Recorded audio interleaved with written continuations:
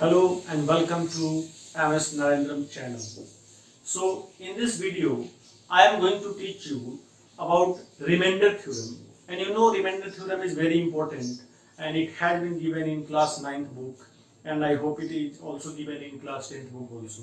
Okay, so for your students, today I am going to teach you remainder theorem. For understanding of remainder theorem, I would have to take some examples. So let's get started to know this. What is remainder theorem? Okay. So remainder theorem. Remainder theorem. मैं आपको सबसे पहले एक बात बताऊं कि remainder theorem को समझने के लिए आप एक चीज समझते हैं बहुत पहले से कि dividend equal to divisor into quotient plus remainder. ये आप तो चीज जानते हो कि बहुत 6th क्लास में ही आप लोग पढ़े होंगे इसको। Dividend equal to divisor into quotient plus remainder. अब इसको लिखने के बहुत सारे तरीके हैं। डिविडेंड के लिए अगर हम ए लिखते हैं ए, डिवाइजर के लिए अगर हम बी लिखते हैं, क्वोशेंट के लिए अगर हम क्यू लिखते हैं और रिमाइंडर के लिए अगर हम आर लिखते हैं तो ये A equal to B Q plus are हो जाता है। क्लियर है? और एक चीज इसमें ध्यान रखने वाली बात यह है कि अगर ये बी डिवाइजर है तो आर जो होगा, रिमाइंडर जो होगा, वो हमेशा डिवाइजर से छोटा ही होगा लॉजिकली, क्योंकि डिवाइजर से बड़ा तो हो नहीं सकता। अगर डिवाइजर से बड़ा होता तो फिर वो रिमाइंडर उतना होता नहीं। ठीक है ना? फॉर एग्जांपल, अगर आप 7 में 3 से डिवाइड कर रहे हो तो क्या आएगा? यहाँ पे 6 आएगा, 1 रिमाइंडर 1 हुआ। अब एक बात बताइए, आप 3 से डिवाइड कर रहे हो तो किसी भी हालत में रिमाइंडर 4 होगा क्या? 3 से बड़ा हो सकता है? नहीं हो सकता है। ये जब भी होगा 3 से छोटा ही होगा। क्लियर है? तो इस चीज को समझेंगे, यानी कि रिमाइंडर आर जो होगा ये हमेशा आर के लिए कंडीशन है कि 0 लेस देन और equal to r less than b. ठीक है?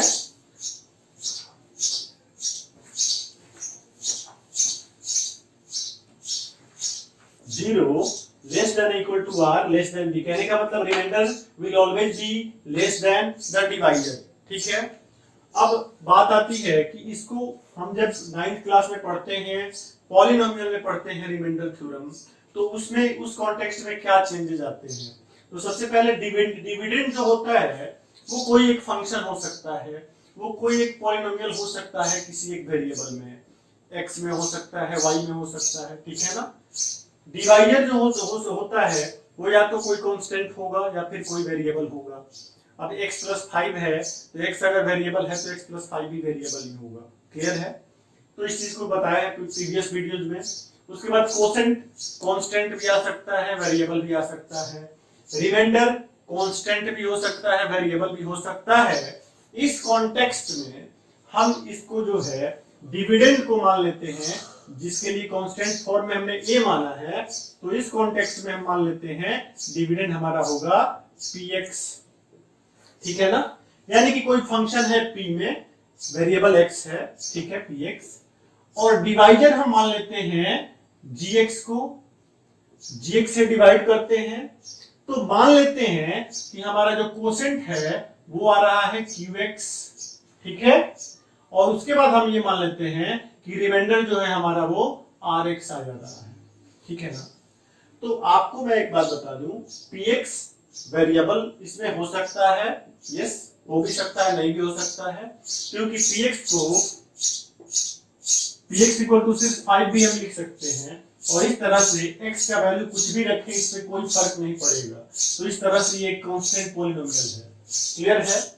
तो इस चीज को ध्यान रखेंगे कि px जो है वो x में कोई फंक्शन है, कोई पॉलिनोमियल है, gx भी x में कोई पॉलिनोमियल है, कोसेंट qx भी x में कोई पॉलिनोमियल है और rx भी x में कोई पॉलिनोमियल है।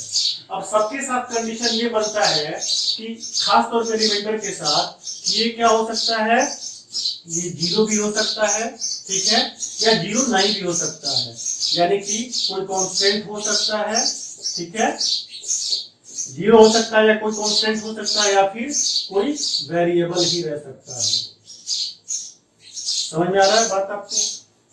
Reminder can be 0, can be other constant और कैन बी वेरिएबल। तो जब मैंने 0 कहा तो रिमाइंडर 0 कहने का मतलब ये है कि उस केस में आप कहोगे कि gx is the factor of px, ठीक है ना। रिमाइंडर 0 आने का क्या मतलब होता है?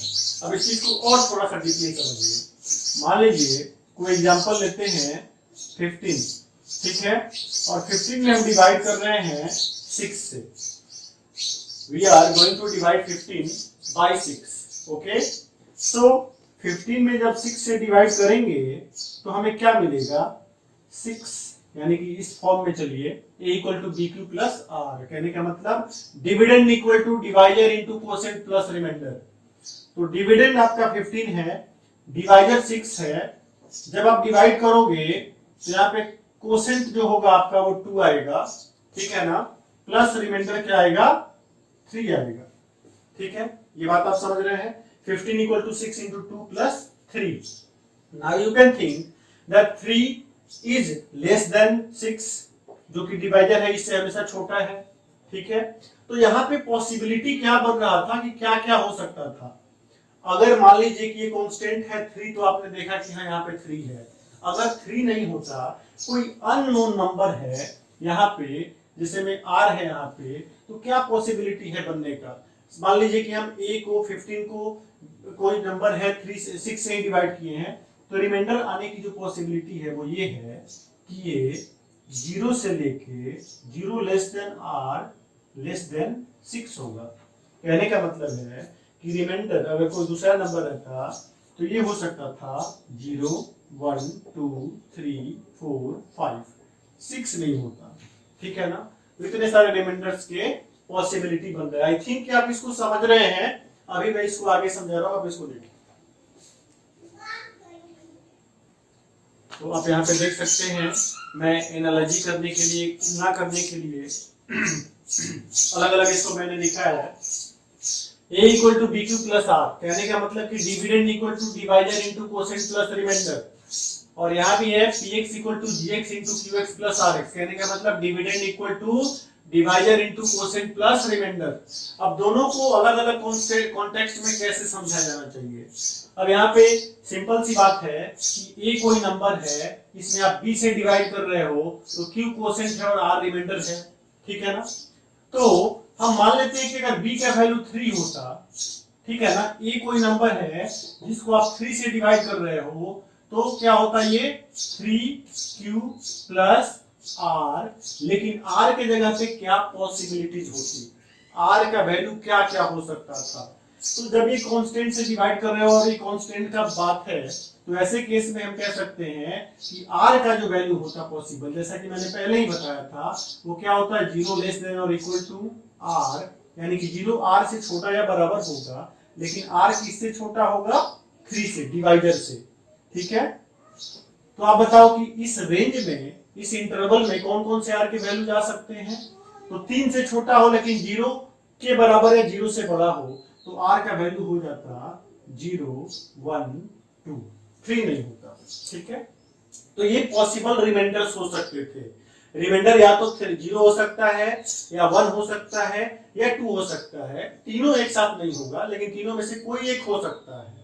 अगर आप इसको डिवाइड करते, सपोज 4 से डिवाइड करते एक को, या 5 से डिवाइड करते, चलिए मान लेते हैं 5 से डिवाइड करते, तो इक्वल टू 5q प्लस क्या हो जाता, ये r होता। लेकिन r के पॉसिबल वैल्यूज क्या होते जब आप 5 से डिवाइड करते तो, ठीक है। तो r के पॉसिबल वैल्यूज क्या होते? 0 लेस देन और equal to r less than होता 5, ठीक है ना। और इस तरह से r के पॉसिबल वैल्यूज जो हो सकते हैं वो होगा 0, 1, 5 से छोटा, 2, 3 एंड 4। क्या आप समझ रहे हैं? क्लियर है? तो एक चीज क्लियर हो रहा है कि रिमाइंडर जो है वो हमेशा डिवाइजर से छोटा होता है, ठीक है। 0 होगा नहीं तो डिवाइजर से छोटा होगा, डिवाइजर के बराबर नहीं हो सकता, ना ही डिवाइजर से बड़ा हो सकता है। उसी तरह से जब आप पॉलिनोमियल में इस चीज को पढ़ते हैं, तो ठीक इससे रिलेटेड है, थोड़ा सा डिफरेंट लगेगा। अब रिलेटेड कैसे है, px को जब आप gx से डिवाइड करते हो तो qx कोसेंट होता है और rx क्या होता है, रिमाइंडर होता है। रिमाइंडर क्या होता है, rx होता है। तो rx के साथ बात क्या है कि gx rx क्या हो सकता है, rx या तो ये तो rx का वैल्यू 0 हो सकता है, मैंने बताया था, अभी तुरंत बताया था, 0 हो सकता है, कोई कांस्टेंट भी हो सकता है, ठीक है, वेरिएबल भी हो सकता है, ठीक है ना।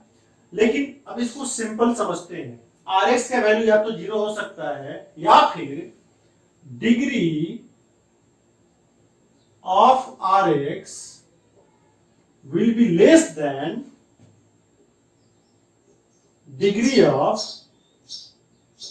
qx। इस चीज को समझो, rx की जो डिग्री होगी वो qx की डिग्री से छोटी होगी। कहने का मतलब कि अगर qx जो है, सॉरी qx नहीं gx, आप gx से डिवाइड कर रहे हो ना, gx जिसे डिवाइड कर रहे हो उसकी डिग्री की बात हो रही है। अब मान लो gx का वैल्यू है, सपोज एक एग्जांपल लेते हैं, gx है 2x स्क्वायर माइनस 5 से आप डिवाइड कर रहे हो किसी चीज को, ठीक है ना। तो rx क्या हो सकता है, अब आपको ऑप्शन दे रहे हैं, बताइए कि rx इसमें से कौन होगा कौन नहीं होगा। अब हमने ऑप्शन दिया x स्क्वायर प्लस 5 या 2x स्क्वायर या x प्लस 5 या फिर x माइनस 5 या फिर 2x, ठीक है, या फिर 0, ठीक है। अब बताओ इसमें से rx का कौन कौन सा पॉसिबल वैल्यू हो सकता है। I am just testing you, okay. So अभी मैंने बताया कि डिग्री ऑफ जो है, degree of rx less than degree of gx। कहने का मतलब है रिमाइंडर का डिग्री डिवाइजर के डिग्री से हमेशा छोटा होता है। तो अगर gx की यानी डिवाइजर की बात करें तो इसमें डिग्री क्या है, 2 है। आप देख रहे हो डिग्री क्या होता है, आपको ऑलरेडी पता है, वेरिएबल का जो मैक्सिमम पावर है वो डिग्री होता है। तो यहाँ पे डिग्री 2 है। अब रिमाइंडर में बात करते हैं तो यहाँ पे डिग्री 2 है, ये पॉसिबल नहीं होगा, ठीक है। अगर हम एक और एग्जांपल लिख दें यहाँ पे 3x क्यूब, एक और ले लेते हैं, तो x स्क्वायर प्लस 5 में डिग्री 2 है और rx का डिग्री जो है, रिमाइंडर का डिग्री जो है डिवाइजर की डिग्री के बराबर नहीं हो सकता है, उसे छोटा रहना चाहिए। तो ये रिमाइंडर नहीं हो सकता है, ठीक है। उसके बाद 2x स्क्वायर, यहाँ भी डिग्री 2 है, ये भी रिमाइंडर नहीं होगा। ये 3x क्यूब है, यहाँ तो डिग्री ज्यादा ही है, तो ये तो होने का कोई सवाल ही नहीं है, तो ये तो रिमाइंडर होगा नहीं। यहाँ पे डिग्री क्या है, 1 है, ये हो सकता है, ये रिमाइंडर हो सकता है, दिस माइट बी रिमाइंडर। मैं ये नहीं कह रहा हूं कि ये रिमाइंडर होगा, दिस माइट बी रिमाइंडर, क्योंकि इसका डिग्री 1 है और डिग्री 1 यानी कि डिग्री डिवाइजर के डिग्री से छोटा है, डिवाइजर का डिग्री 2 है। ये भी हो सकता है, ये भी हो सकता है और ये भी हो सकता है। अगर हम मान लो कि यहाँ पे 7 लिख देते हैं रिमाइंडर में, तो वो भी हो सकता है, क्योंकि इसकी भी डिग्री क्या है, 0 है। 7 किसी भी कांस्टेंट पॉलिनोमियल की डिग्री क्या होती है, 0 होती है। तो ये जो चीज समझना था, ये काफी इंपॉर्टेंट था कि कोई भी पॉलिनोमियल px है, आप उसमें gx से डिवाइड करते हो तो qx कोसेंट आता है, rx रिमाइंडर आता है। तो rx क्या हो सकता है, rx या तो 0 हो सकता है या फिर कुछ भी हो, rx का जो डिग्री होगा यानी डिग्री ऑफ rx जो होगा, डिग्री ऑफ rx जो होगा वो हमेशा छोटा होगा डिग्री ऑफ gx से, यानी कि भाग देने वाले की डिग्री से। तो ये इंपॉर्टेंट था, आप इसको देख लीजिए, मैंने इधर भी इसको समझाया है। और आई थिंक इसको अगर समझ गए तो फिर आपको कहीं कभी डिविजिबिलिटी में, फैक्टर थ्योरम या रिमाइंडर थ्योरम में कहीं कोई दिक्कत नहीं होगा। अब मैं आपको असल में रिमाइंडर थ्योरम बताने जा रहा हूं, इसको ध्यान से देखिए। Okay, so here I am just going to write the remainder theorem statement. Okay, तो रिमाइंडर थ्योरम का स्टेटमेंट जो है वो क्या है कि let px be any polynomial, px अगर कोई पॉलिनोमियल है ऑफ डिग्री ग्रेटर देन और इक्वल टू 1, जिसकी डिग्री जो है 1 या 1 से ज्यादा है, and let a be any real number, और ये स्मॉल a कोई ऐसा रियल नंबर है, if px is divided by the linear polynomial x minus a, अगर ए कोई ऐसा नंबर है, ठीक है, कोई रियल नंबर है, और px पॉलिनोमियल जो है उसको हम x माइनस ए से डिवाइड कर रहे हैं, then the remainder is p a. तो रिमाइंडर पी ए होता है, यही हमें बताना है, ठीक है ना। तो आइए इसको देखते हैं। तो पहले तो आप डेफिनेशन जो है इसका जो स्टेटमेंट है वो समझ लीजिए। px कोई पॉलिनोमियल है जिसका डिग्री जो है ग्रेटर देन और इक्वल टू क्या है, 1 है, ये इंपॉर्टेंट है। px की डिग्री 1 से ग्रेटर है या 1 है, ठीक है ना। और दूसरी बात ये है कि आप इससे जो डिवाइड कर रहे हो x माइनस ए से, तो आप समझ सकते हो कि इसकी डिग्री क्या है, इसकी डिग्री 1 है, ठीक है ना। तो मान लेते हैं, अब थोड़ा सा इसको समझिए, सब चीजें लिखेंगे नहीं, बाकी चीजों को थोड़ा अंडरस्टैंड करिए। मान लेते हैं कि px को जब हम डिवाइड कर रहे हैं x minus A, let us assume that it is gx equal to x minus A, हमने मान लिया gx x माइनस ए है, और px को आप इससे डिवाइड कर रहे हो, ठीक है ना। और जब px से आप px जो है पॉलिनोमियल है, उसको आप gx से डिवाइड कर रहे हो, मान लो कि qx जो है वो कोसेंट आया और rx जो है वो आपका रिमाइंडर आ रहा है। बात समझ में आ रही है। px को gx से डिवाइड कर रहे हो, qx कोसेंट आया और rx रिमाइंडर आया, ये मान रहे हैं हम। तो कैसे लिखेंगे इसको, हम लिखेंगे कि px equal to gx into qx into qx plus rx। आप ये बात लिखोगे, ठीक है। लेकिन gx आपका क्या है, x माइनस ए है, तो px equals to x minus A into qx plus rx लिख देते हैं, ठीक है ना। अब यहां पे सोचने वाली कुछ बात है। आप एक बात बताइए, px का डिग्री 1 या 1 से ज्यादा है, ये लिखा हुआ है यहाँ पे इसके स्टेटमेंट में, और आप जिसे डिवाइड कर रहे हैं उसका डिग्री क्या है, 1 है, और आपको ये चीज पता है कि जो रिमाइंडर होता है उसकी डिग्री हमेशा क्या होती है, रिमाइंडर या तो 0 होता है या फिर उसकी डिग्री क्या होती है, तो उसकी डिग्री डिवाइजर से हमेशा छोटी होती है। तो जब डिवाइजर का ही डिग्री 1 है, तो रिमाइंडर का डिग्री क्या होना चाहिए, ऑब्वियसली रिमाइंडर का डिग्री 0 होना चाहिए। It means here degree of x minus A, मतलब जो कि डिवाइजर है, इज 1, ये क्या है, 1 है। देयरफॉर डिग्री ऑफ rx क्या होगा, 1 से छोटा ही होगा, देयरफॉर डिग्री ऑफ rx क्या हो जाएगा, 0 हो जाएगा। 1 से छोटा 0 ही होता है ना। अब एक बात बताओ, जब रिमाइंडर का डिग्री 0 हो गया, और आपको मैंने बताया है डिग्री में कि डिग्री 0 किसके होते हैं, कांस्टेंट पॉलिनोमियल के होते हैं। इसका मतलब क्या है कि rx कोई एक वेरिएबल नहीं है, rx एक कांस्टेंट है, इसलिए it implies that rx is a constant, ठीक है। लेट, अब यहां पे हम मान लेते हैं, इधर लिखते हैं, लेट, यहां से आप इधर आएंगे, let rx equal to r, हमने क्या मान लिया, जब कांस्टेंट ही है तो इसको rx को r मान लो। अब x उसमें लगाने की कोई जरूरत है नहीं, क्योंकि वो वेरिएबल तो है नहीं ना। rx का डिग्री 0 हो गया, यानी कि वो कांस्टेंट है, ठीक है। अब यहाँ पे आपने जो ये लिखा है, ये स्टेटमेंट जो ये लिखा है, इसको जरा ध्यान दीजिए, इसको जो आपने लिखा है, क्या लिखा है आपने, px equal to x minus A into qx plus rx। अब ये बदल के क्या हो जा रहा है, now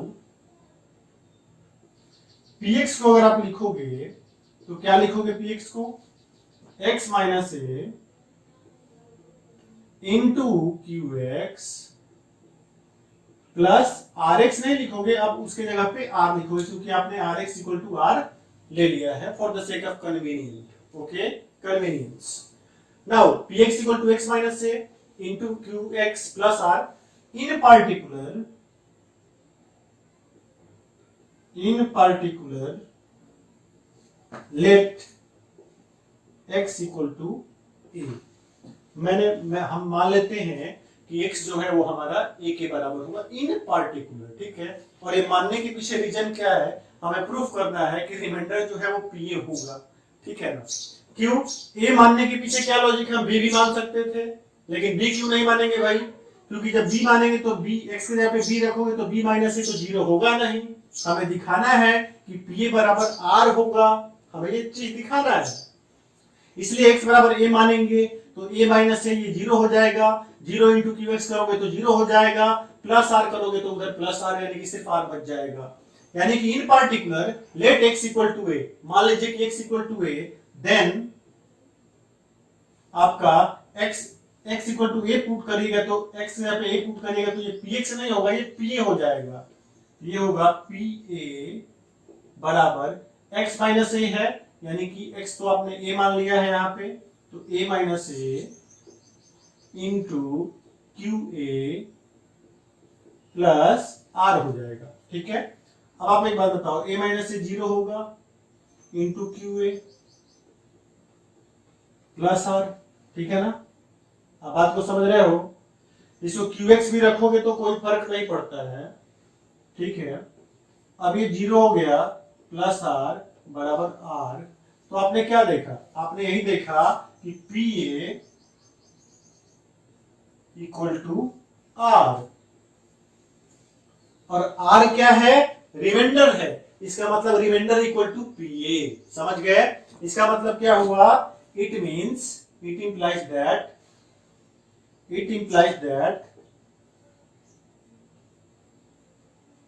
remainder equals to PA. That's all about this theorem.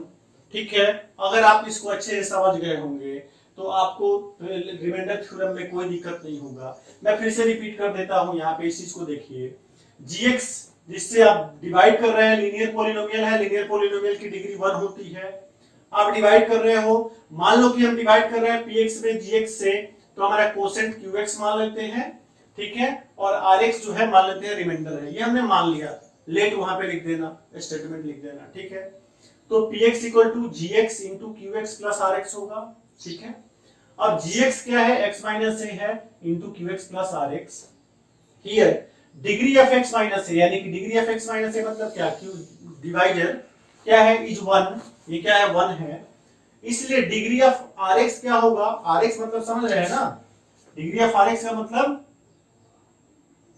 Degree of remainder, degree of rx means degree of remainder, वो क्या होगा, 1 से कम ही होगा ना, तो 1 से छोटा क्या होता है 0, तो ये 0 होगा। जैसे ही डिग्री ऑफ रिमाइंडर 0 हुआ तो 0 किसका डिग्री होता है, आपको पता है कि 0 होता है कांस्टेंट का डिग्री, इसका मतलब है कि rx एक कांस्टेंट है, it means that rx is a constant. Clear है, now let rx equal to r, इसलिए हमने मान लिया कि rx बराबर क्या है, r है, एक कांस्टेंट है। Now px equal to x minus a into qr plus r, qx plus r, यहां से हम आ जाते हैं, px equal to x minus a into qx plus rx था ना, तो अब rx की जगह पे हम क्या लिख रहे हैं, r लिख रहे हैं सिर्फ, क्योंकि हमने rx इक्वल टू r मान लिया है। इन पार्टिकुलर केस, किसी एक पार्टिकुलर केस में हम ये मान लेते हैं, let x equal to a, माना कि x बराबर a होगा, तो x जैसे ही a होगा तो ये क्या हो जाएगा, pa हो जाएगा, तो pa, और x माइनस a था तो ये a माइनस a हो जाएगा, a माइनस a क्या होता है 0, और 0 में किसी भी चीज से गुणा करोगे तो ये 0 हो जाएगा, प्लस r है तो plus r equal to r आ गया। इस तरह से आप देख रहे हो कि आपका pa जो है, pa का वैल्यू ये r के बराबर आ गया, और r क्या है, r रिमाइंडर है, rx रिमाइंडर था और rx को ही आपने r माना है, तो r भी क्या हुआ, r भी एक रिमाइंडर ही हुआ। क्लियर है ना, मतलब रिमाइंडर ही है। तो इस तरह से आप देख रहे हैं कि remainder r equal to pa आया, यानी कि रिमाइंडर बराबर pa आया। इस तरह से ये जो स्टेटमेंट है ये कह रहा था कि अगर कोई पॉलिनोमियल px है, उसको जब हम डिवाइड करेंगे x माइनस a से, तो हमारा रिमाइंडर pa होगा। बस एक छोटा सा एग्जांपल ले रहे हैं और एक एग्जांपल के बाद यहीं पे इस क्लास को ओवर करेंगे, इस सेशन को ओवर करेंगे। Just wait. तो यहाँ पे एग्जांपल है, आप देख सकते हैं, find the reminder when x cube plus 3x square plus 3x plus 1 is divided by sub question 1 x minus 2 sub question 2 x plus 2। यानी कि आपको रिमाइंडर बताना है जब डिवाइडेड हो ये x माइनस 2 से तो क्या रिमाइंडर होगा, और जब x प्लस 2 से डिवाइडेड हो तो क्या रिमाइंडर होगा। समझ रहे हो? तो सबसे पहले हम इस क्वेश्चन को सॉल्यूशन करने से पहले, सॉल्व करने से पहले मानते हैं पहले लेट px, इस पूरे पॉलिनोमियल को मान लेते हैं px equal to x cube plus 3x square plus 3x plus 1। ठीक है ना? ठीक है। अब क्वेश्चन 1 सॉल्व करना है, हमें x माइनस 2 से डिवाइड करना है। तो मान लेते हैं कि gx जो है हमारा इस केस में क्या है, x माइनस 2 है। ठीक है ना? तो जब आप x माइनस 2, अभी आपने पढ़ा है कि जब आप x माइनस a से डिवाइड करते हैं px में तो आपका रिमाइंडर क्या होता है, pa होता है। तो आप यहाँ पे gx से डिवाइड कर रहे हो ना, यानी कि x माइनस 2 से डिवाइड कर रहे हो ना, क्लियर है? तो x माइनस 2 से डिवाइड कर रहे हो तो आपका क्या होना चाहिए, तो रिमाइंडर क्या होना चाहिए, तो x माइनस a जब होता है तो वो pa होता है। जब x माइनस 2 से डिवाइड करोगे तो क्या होना चाहिए, ये 0 होना चाहिए। ठीक है? उस कंडीशन में हम देखेंगे कि इस 0 जब ये होगा तो इसका वैल्यू क्या होगा। तो इसका वैल्यू क्या होगा, तो इसको देखते हैं। फॉर रिमाइंडर gx को 0 से इक्वेट करो। ठीक है ना? तो यहां से x माइनस 2 इक्वल टू 0 आएगा, तो x इक्वल टू क्या आएगा, 2 आएगा। क्लियर है? यानी कि x का वैल्यू जो है 2 आया, यानी कि रिमाइंडर क्या हो जाएगा, तो रिमाइंडर आपका हो जाएगा p2 हो जाएगा। px जो पूरा आपका पॉलिनोमियल है, तो रिमाइंडर क्या होने वाला है, remainder will be equal to, remainder जो होगा for remainder gx equal to 0, x minus 2 equal to 0, x equal to 2, तो रिमाइंडर होगा क्या, रिमाइंडर हो जाएगा p2। ठीक है ना? और जब px equal to x cube plus 3x square plus 3x plus 1 है तो p2 क्या होगा, जहां जहां x है वहां वहां 2 पुट कर देंगे। तो x यहाँ पे है तो यहाँ पे 2 पुट करोगे तो क्या हो जाएगा, 2 क्यूब। यहाँ 3x स्क्वायर है तो ये क्या हो जाएगा, 3 इंटू 2 स्क्वायर। यहाँ 3x है तो ये क्या हो जाएगा, 3 इंटू 2 प्लस 1 हो जाएगा। ठीक है ना? अब 2 क्यूब क्या होता है, 8, 3 इंटू 2 स्क्वायर 4 और 4 12 होता है, 6 1। आप इसको ऐड करो, 12 8 20 और 26 और 1 27। तो आपका रिमाइंडर जो आएगा वो क्या आएगा, p2 आएगा, और ये किसके बराबर होगा, तो 27 के बराबर होगा। यानी कि जब आप इस पूरे पॉलिनोमियल को x माइनस 2 से डिवाइड करोगे तो आपका रिमाइंडर 27 आने जा रहा है। Are you getting what I am saying? Clear है? अब इसका दूसरा क्वेश्चन ले लेते हैं। दूसरा क्वेश्चन क्या है, जब आप इसको x माइनस x प्लस 2 से डिवाइड करोगे तो दूसरे क्वेश्चन के लिए, क्वेश्चन नंबर 2 के लिए, फिर यहां पे मान लो लेट, ठीक है, let gx equal to x plus 2, यहाँ पे gx आपका क्या हो गया, x प्लस 2 हो गया। तो फॉर रिमाइंडर या फॉर फाइंडिंग रिमाइंडर क्या होगा, gx will be equal to 0, यानी x plus 2 will be equal to 0, तो x बराबर क्या आएगा, माइनस 2 आएगा। आप समझ रहे हो, x का वैल्यू यहाँ पे क्या आया, माइनस 2 आया। यानी कि रिमाइंडर क्या होगा, रिमाइंडर होगा therefore remainder will be equal to p minus 2। ठीक है ना? x की जगह पे आप क्या रखोगे, इस केस में तो 2 रखे थे, इस केस में आपने 2 रखा था यहाँ पे, ठीक है ना? लेकिन इस केस में क्या रखोगे, इस केस में x की जगह पे आप माइनस 2 रखोगे तो p माइनस 2 होगा। तो p माइनस 2 होगा कितने के बराबर, आइए इसको देखते हैं। तो p minus 2 will be equal to, अब जहां जहां x है इस पॉलिनोमियल में, इस ये जो आपका px है डिविडेंड, जहां जहां x है वहां वहां हम क्या रखेंगे, माइनस 2 रखेंगे। तो x क्यूब है, ये हो जाएगा माइनस 2 का क्यूब ठीक है, प्लस 3x स्क्वायर है तो प्लस 3 इंटू माइनस 2 का स्क्वायर प्लस 3x है, यानी कि plus 3 into minus 2 plus 1। Clear है? अब इसको सॉल्व कर लो, ये देखो क्या आ रहा है, माइनस 1 हो जाएगा और ये क्या हो जाएगा 12 हो जाएगा और ये माइनस 6 होगा प्लस 1 होगा। आप देख सकते हैं 814, ठीक है, और ये आने जा रहा है -1, यानी कि इस केस में आपका जो रिमाइंडर है वो -1 आया है, लेकिन इस केस में आपका जो रिमाइंडर है वो 27 आया है। आई होप कि आपको ये चीज समझ में आया होगा, कोई दिक्कत नहीं है रिमाइंडर थ्योरम को समझने के लिए। एंड वीडियो अगर अच्छा लगे तो अच्छे से इसको देखिएगा, अच्छे से समझिएगा, और एक बार में नहीं समझ में आए तो फिर दोबारा देखिएगा, पॉज करके भी देखिएगा, स्क्रीनशॉट्स ले लीजिएगा जहां पे दिक्कत हो और उसको समझिएगा। That's all about it, will meet again in the next class. Thank you.